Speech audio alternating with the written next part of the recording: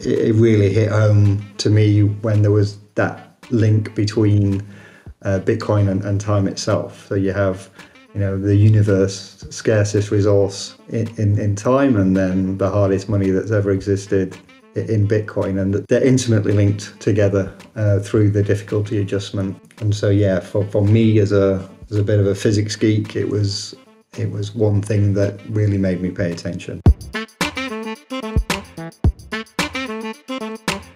Welcome to the Business Bitcoinization Show, the show dedicated to helping you enrich your life and grow your business with Bitcoin, the hardest money on planet Earth.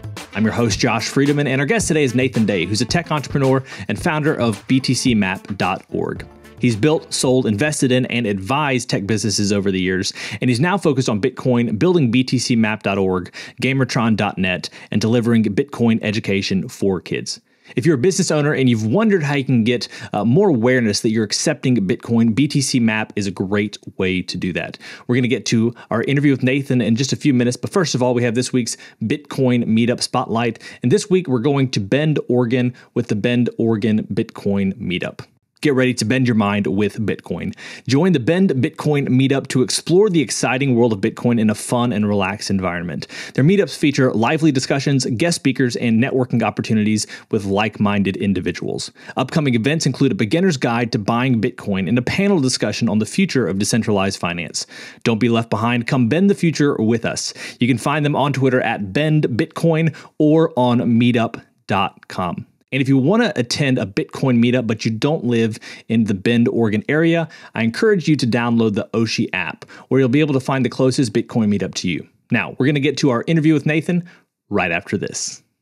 There are dozens of places where you can buy Bitcoin. So where do you go? Well, since the beginning, I've gone to Swan. Swan Bitcoin offers ways for you to make instant buys or to dollar cost average into Bitcoin. And if you're looking to purchase $100,000 or more over time, Swan Private gives you a one-on-one rep who can help you navigate any questions you might have. Maybe you're a business owner looking to give your employees a consistent Bitcoin bonus. If so, Swan's Bitcoin Benefit Plan is your answer. In fact, I can't think of a lot of good reasons not to at least check out Swan. So, to get started, go to swan.com/bizbit. And if you're on the fence about Bitcoin, just trying to learn more, you can download your free copy of Inventing Bitcoin from Swan. People who don't know about Swan are buying this excellent overview of Bitcoin on Amazon right now. But you know about Swan. So go to swan.com/bizbit. Then there's River Financial. River lets you dollar cost average as well and charges zero fees when you do. But there's something else that makes River stand out to me even more: cash flow. If you like your money making money, River's hosted Bitcoin mining service might be just what you're looking for. Through River, you can buy new Bitcoin mining hardware that they'll then run for you. Or you can select a miner that's already up and running and start receiving Bitcoin in as little as 5 days. This is a great option to grow your personal Bitcoin stack, but it can also be part of your IRA or business account. Go to bizbitshow.com/river to get $100 in Bitcoin for every miner you purchase through River. That's bizbitshow.com/river. And last but certainly not least, we have Oshi. If you're looking for a risk-free way to take Bitcoin for a test drive in your business, Oshi is for you. Oshi lets you give your customers cash back in Bitcoin using the Bitcoin Lightning Network. Merchants love the Lightning Network because it provides instant payment settlement and makes chargebacks a thing of the past. It's great for you, but what's in it for the customer? Oshi changes this. With Oshi, you can set up promotions to incentivize customers to pay in Bitcoin. There are zero processing fees, and you only pay the 2.5% platform fee when customers actually make purchases. To see if Oshi's right for you, go to oshi.team/bizbit. Once again, that's oshi.team/bizbit. All those links will be down in the show notes. And now, on to today's interview. Nathan, welcome to the podcast. Thanks, Josh. Nice to be here. So I like to start off every single interview with a few questions that help us to get to know you a little bit better and give us some insight for our own lives. So you ready for these? Yeah, sure. Shoot.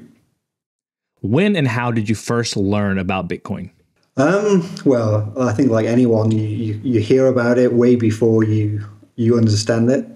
So I think I first heard about it back in 2017 or so. Dismissed it as a Ponzi scam before actually doing the work a little later. So I eventually fell down the rabbit hole in August of 21. So I'm class of 21, so relatively recently. But felt quite hard and and fell quite quickly. So within, a couple of weeks of ferocious reading and podcast listening and understanding that everything I'd previously known about pretty much everything was untrue. And then just wanted to then get into the space. So, started working on a number of projects pretty much straight away. So question number 2 is this. What's an insight or fact about Bitcoin that you wish everyone understood? Pretty techy, I guess, but kind of like philosophical. But if you're familiar with Gigi's work and his article, Bitcoin is Time, there's some very deep links into physics all over Bitcoin in terms of proof of work and things like that. But it really hit home to me when there was that link between Bitcoin and time itself. So you have, the universe scarcest resource in time, and then the hardest money that's ever existed in Bitcoin, and they're intimately linked together through the difficulty adjustment. And so, for me as a bit of a physics geek, it was one thing that really made me pay attention at that point. Most people probably don't get that deep, certainly not as quickly as I did, but I always bring that up to people on their Bitcoin journey just to try and understand some of the fundamentals, really. So you may have already answered this question to some degree based off of your last answer.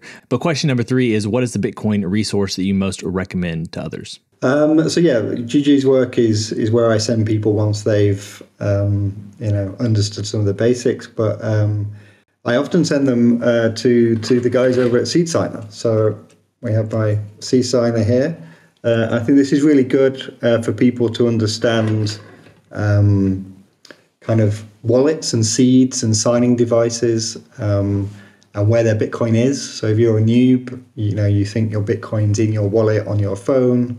And I think just playing around with the SeedSigner, creating some passphrases and having those exported, with the QR codes and things like that, I think that just really helps people understand Bitcoin a bit better. And I think once you do that, you're a better Bitcoiner as a result of that. So these next 2 questions, these final 2 questions, are a little bit separate from Bitcoin. But question number 4 is, beyond Bitcoin, what's the idea, resource, or tool that's been most helpful to you or your business recently? We're super interested about Nostr right now. I don't know if you've been following Nostr at all, but it's the pace of development on Nostr at the moment with all of the different clients. And for those people that are not familiar, it's effectively a decentralized, distributed, however you want to define it, protocol that powers things like social media. It's not limited to social media,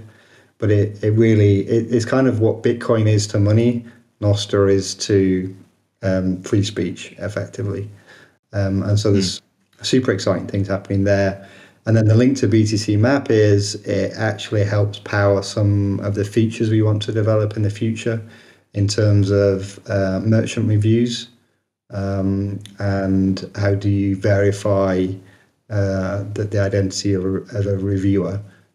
So much like in Bitcoin, where you have your private key pairs, you have effectively the same key pairs in Nostr as well. So we'll be able to start to link reviews to pub keys, in effect. Lightning over Nostr is really interesting right now. So these concepts of zaps, which means that people can send sats via Nostr, and you're effectively identifying the sender and the receiver, but you're securing everything in between. So it means that you can attribute more easily where sats are coming from and to, and that's good in a sort of commercial environment or a merchant environment where you might want to do that. Now, I want to pause here for a second, just because Nostr, I'm using Nostr. I'm very much in the noob category. I know it's not been around that long, but there are some people who have really taken a lot of time to understand it. I am not one of those people. I'm curious. Yeah, I'm curious. What's the client that you're using right now? Because we talked even in last week's episode, talked about how you have some sort of protocol, and then you have different clients. And I'm not a tech person, so I could even be botching those terms. But No, what's the app that you use for Nostr? Yeah, you're making a very important point there, which is it's a protocol, not a platform. And people moving over to it at first don't really understand the difference between those. So like a platform would be Twitter or Facebook, and ultimately those platforms control what gets said on those platforms and what algorithms are used to suggest posts to you and things. Whereas Nostr is a protocol, so it's more like the HTTP itself, so like the protocol that sits behind websites and web pages. So just like you can have many different web browsers to use the HTTP protocol, you can also have many clients that uses the Nostr protocol. So it separates those two things out more clearly. And that's great for innovation because it means that you can then use any device, any client that you like, that's tailored to whatever needs that you have. So I don't know what the total number of Nostr clients at the moment is, but there's probably, 10, 20 in frequent use. Don't know how many there are in total, but a lot. So I'm using Amethyst on Android right now. So a guy called Victor and a small team are developing that. And they're releasing every day. So they're shipping new versions of the client pretty much every day. So the pace of change is insane. And also on desktop, I'm using snort.social, who is actually one of the core team of Snort on the design side. His handle's Carnage. He's also the lead designer on BTC Map as well. And for those who happen to have an Apple device, you can use Damus, and it's one of those things where this all sounds, and I don't understand it all, probably as well as you do because you have this tech background, but it's not hard to get started. You don't have to be techie to get started. No, you don't. It does give you a little, you have a little bit more responsibility, right? Because you need to make sure that you take care of your private key, and you don't want anyone to get access to that. But other than that, it's very easy to get started. So if you have an Android, Amethyst, if you have an iPhone, go ahead and look up Damus, and it's really easy to get started. I encourage people to at least check it out because you're really on the cutting edge of an exciting new protocol and a bunch of apps that are going to be available in the social media context. Yeah, absolutely. It's where all the Bitcoiners are hanging out as well, so it's great. So question number 5 is this. We call it our arbitrary but insightful question. As a general life principle, is it better to ask why or why not? I struggled with this one because I could answer it both ways depending which side of the debate team I was on. I'd probably go down with why, I guess, to just challenge where you spend your time. I've always been pretty good with where I spend my time, but since finding Bitcoin, I really do focus much more. So I do tend to ask why should I be doing something rather than why not. But that said, you only live once as well, right? So we often say why, like, should we do this? And then if there's no good reason not to do it and there are good reason to do it, then we don't let the negatives hold us back as a family. So today, Nathan, we're going to be talking primarily about BTCMap.org. I wanted to let business owners who are listening to this podcast know about it so that if they want to, first of all, be on the map, they'll know about it and know how to get on the map or at least apply. I'm not even quite sure what your process is for that. And then second of all, it's fun to download the app, and see what's around you, see what's around the United States, to be aware of. And I say United States because I'm in the United States. I know you're not based in the United States, but if you're going on a road trip, it's nice to know where you can go to spend Bitcoin or just meet up with other people who have a similar perspective on Bitcoin as you do. So could you just share with us a little bit about the inspiration for BTC Map and any other things that would be helpful for first timers just hearing about it to know? Yeah, for sure. And just like you say, that's where BTC Map's genesis was. I was going out to Baltic Honey Badger, which is a conference out in Riga, Latvia, and I was looking for places to spend sats. And there was no place that I could, go website that would tell me that. So there were often smaller Google Maps that local communities have kind of cobbled together and were maintaining that data themselves. But in my background, sort of pre-Bitcoin, I did a lot of work in open data and also in and around the mapping space. So I knew about OpenStreetMaps, which is what we use at BTC Map as kind of like our open source mapping wiki. So it's a bit like Wikipedia, but for maps. So on OpenStreetMaps, you can add anything you like onto OpenStreetMaps. Sometimes that gets verified by other people, and if the data is not correct, it gets rolled back, just like on Wikipedia. But that project's been going for at least a decade or so now, and it's got a really good data set in it. And so when I was looking for places to spend sats, I'd found this Android app that some guy had created just a couple of months prior. So this was in August of 22 last year, and he created it earlier in the summer. And it was just on the F-Droid store, so it wasn't in Play. There was no social media around it. There was no website. There was nothing. It was just this application, really. But the thing that got my attention was that it was using OpenStreetMaps, and we were tagging merchants, so businesses, with particular tags, and that means you can then search on those merchants. So they're effectively querying that database in order to get data. So I just shot Iger is his name. He's one of the co-founders of BTC Map. There's 4 of us in total in the core team. And I just shot him an email that I had to find via his GitHub account or something.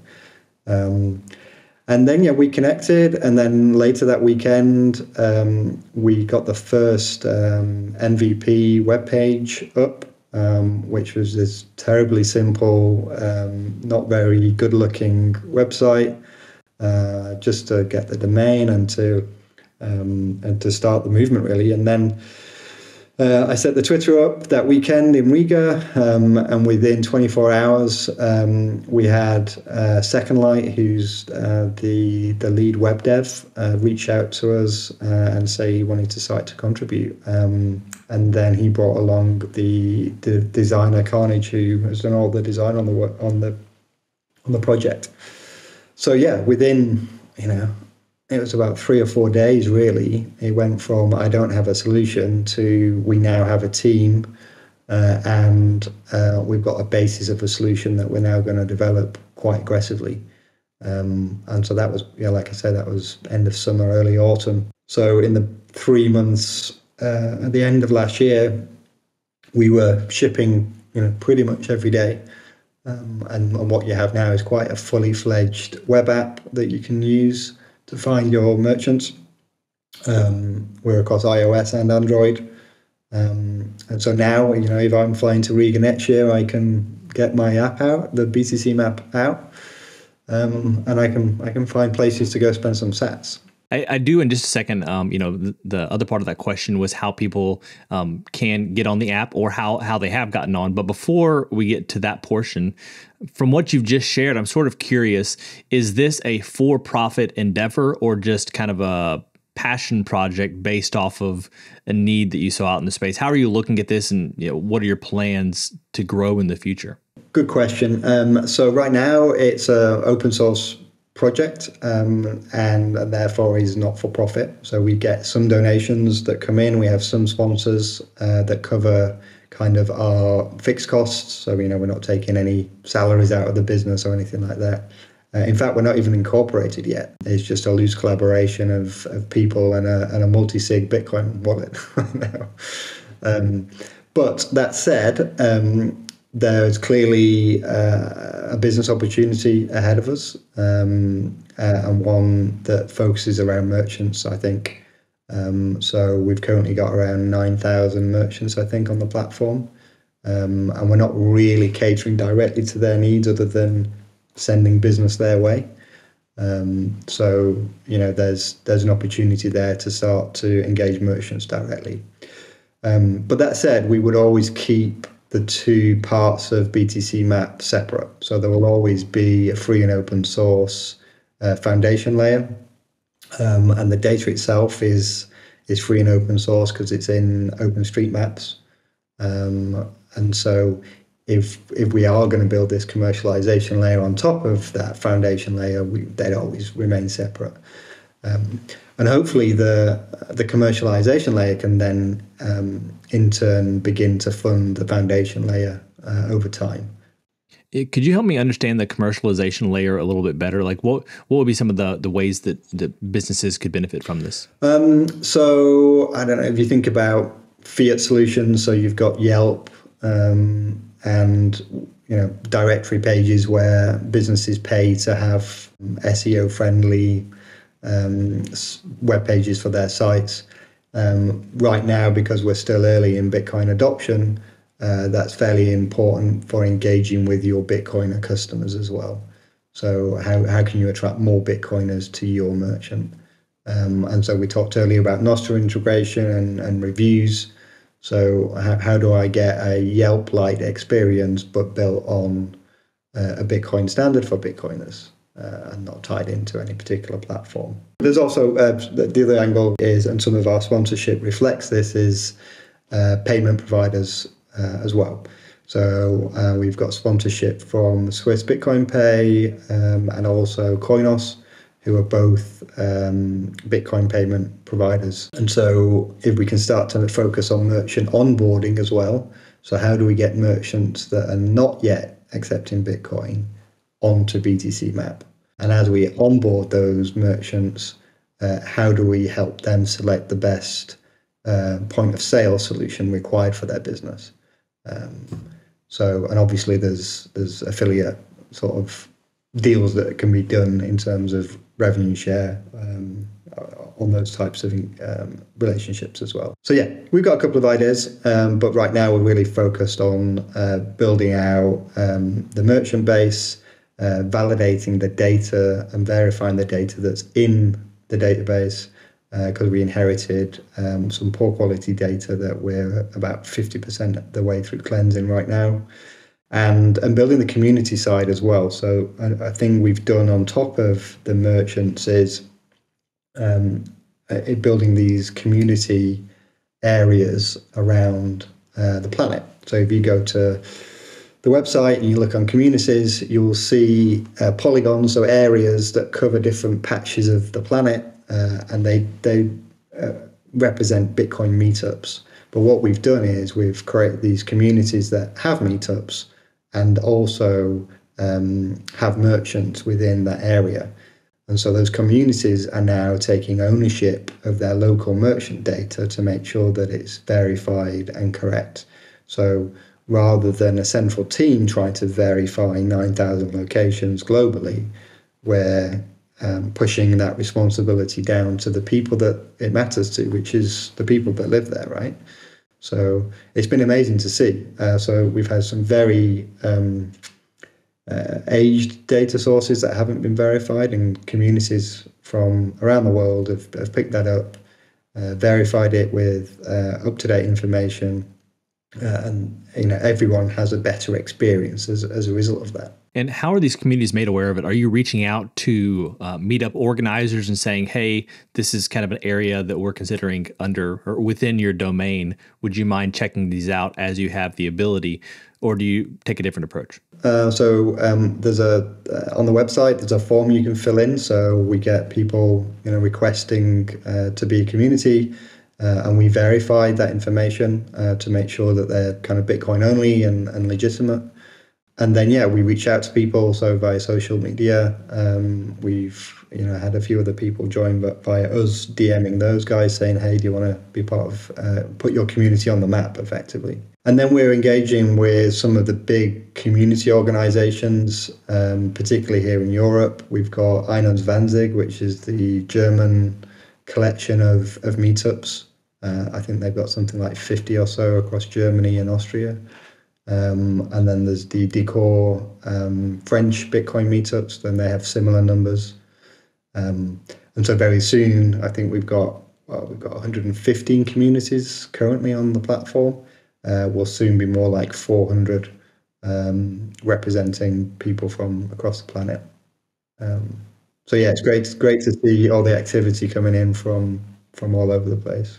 So it sounds like if someone wants to make sure that their business is on BTC Map, there's currently an application, a process they go through, and they do need to be Bitcoin only. That's correct, right? No, so communities, we're saying Bitcoin only. If you're a merchant and you accept Bitcoin, then that's all we need to know. So if you also happen to accept other flavors, then that's your business. But if you accept Bitcoin, then you have a legitimate place on the map.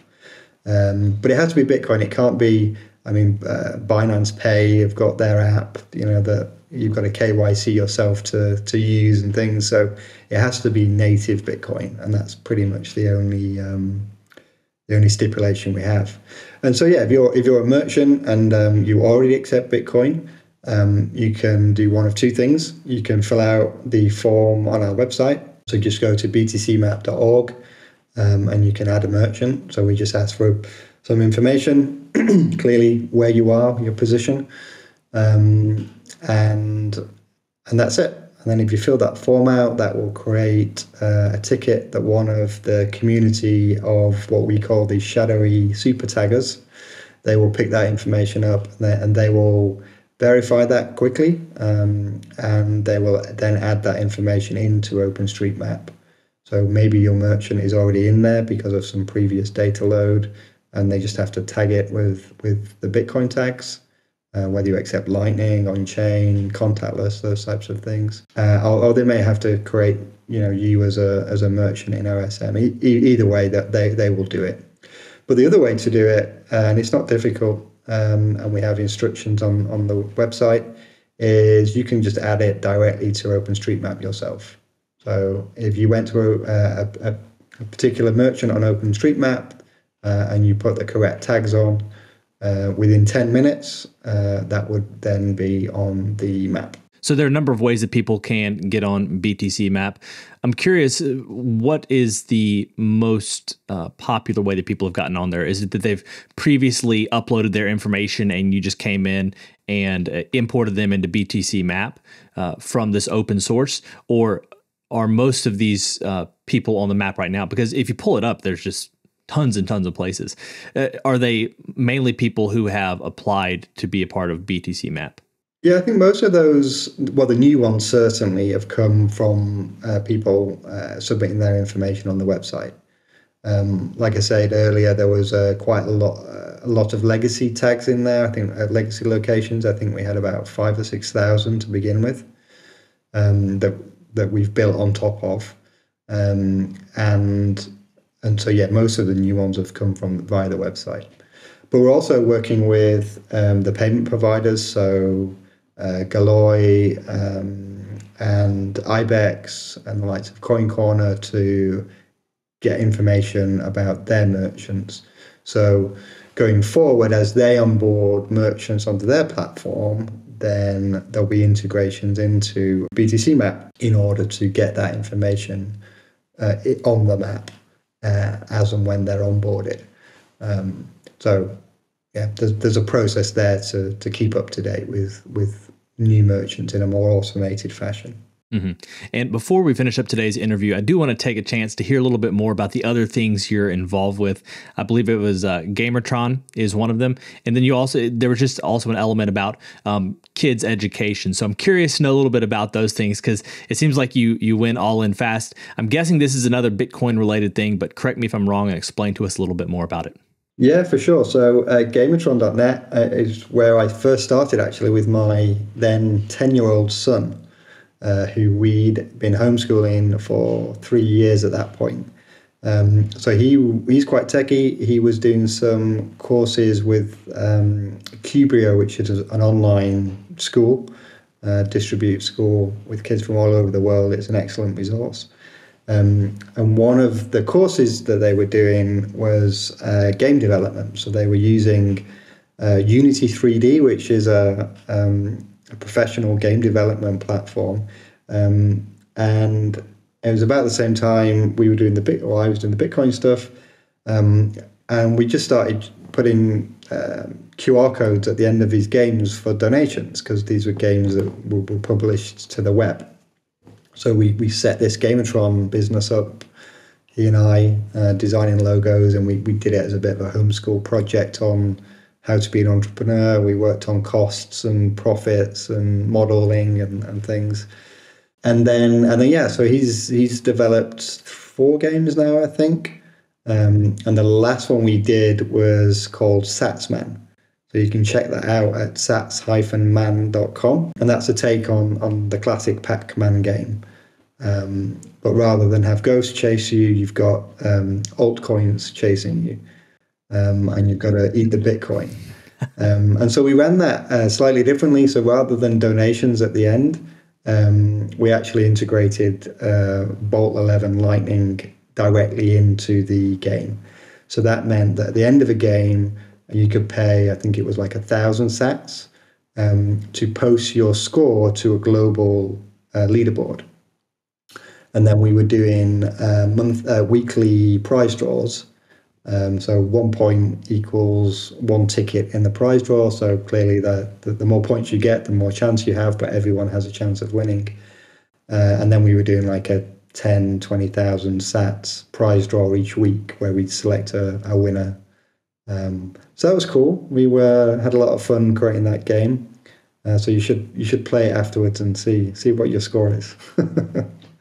And then just on the education side, because we'd done a lot of homeschooling and hung out with a lot of world schoolers as well when we were traveling, then that was an obvious thing to do. So I developed a Bitcoin for Kids workshop that runs over 3 or 4 hour periods, as in 1. And we ran some workshops in various different pop-up schools around the world to educate kids on Bitcoin. And it was interesting actually, because all of the adults kind of lurk around at the back of the room and then come up asking lots of questions afterwards. So it's a great way to orange pill the adults as you're just explaining things to the kids. But the kids themselves, they're much more open-minded than the adults. They've not got lots of things to unlearn about the traditional legacy financial system.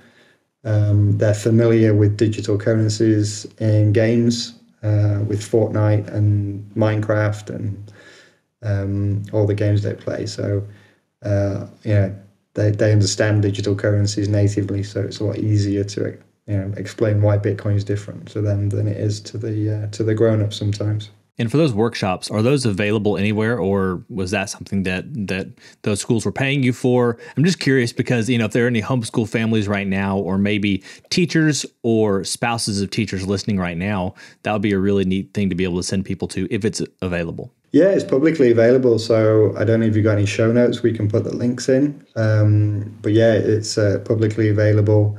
I've not run them as online courses. If others are free to do that, should they wish. And I've just done it on a voluntary basis at various different places we've popped up at. So I'd encourage people to take the content, improve the content, and deliver it locally wherever they are. Well, Nathan, thank you so much for sharing today. This has been a very enlightening conversation, and I hope people will take advantage of getting their business listed on BTC Map.